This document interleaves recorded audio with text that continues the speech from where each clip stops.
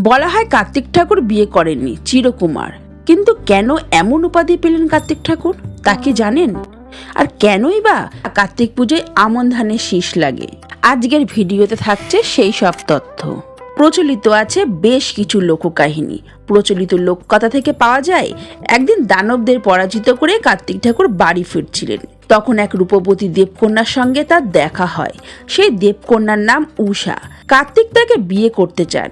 দেবী উষাও কার্তিকের প্রস্তাবে রাজি হয়ে যান। দেবী উষাকে নিয়ে কৈলাসের কাছাকাছি পৌঁছান কার্তিক ঠাকুর। কিন্তু আচমকায় তার মনে হয় বাড়িতে বউ নিয়ে যাওয়ার আগে মায়ের সঙ্গে কথা বলা উচিত। তাই দেবী উষাকে ধান খেতে দাঁড় করিয়ে রেখে তড়িগড়ি মা দুর্গার কাছে যান কার্তিক। কথা বলে মায়ের থেকে অনুমতিও নেন। কিন্তু সেই অনুমতি মা কতটা মন থেকে দিলেন, এ নিয়ে খানিক ধন্দে ছিলেন কার্তিক ঠাকুর। মনে উথাল পাতাল হলেও তড়িঘড়ি বর্ষে যে ধান ক্ষেতের দিকে রওনা দেন তিনি। কিন্তু আচমকাই মনে পড়ে মাকে প্রণাম করা হয়নি। আবার বাড়ি ফিরে যান কার্তিক। গোটা বাড়িতে মাকে খুঁজে না পেয়ে অবাক হয়ে যান।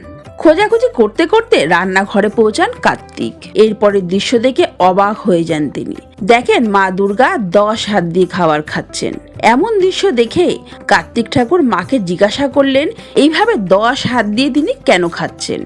তখন মা দুর্গা উত্তর দেন, পুত্রবধূ যদি বাড়িতে এসে তাকে খেতে না দেয়, এই আশঙ্কায় মা দুর্গা খাওয়া দাওয়া শুরু করেছিলেন। মায়ের কথা শুনে দুঃখ পান কার্তিক।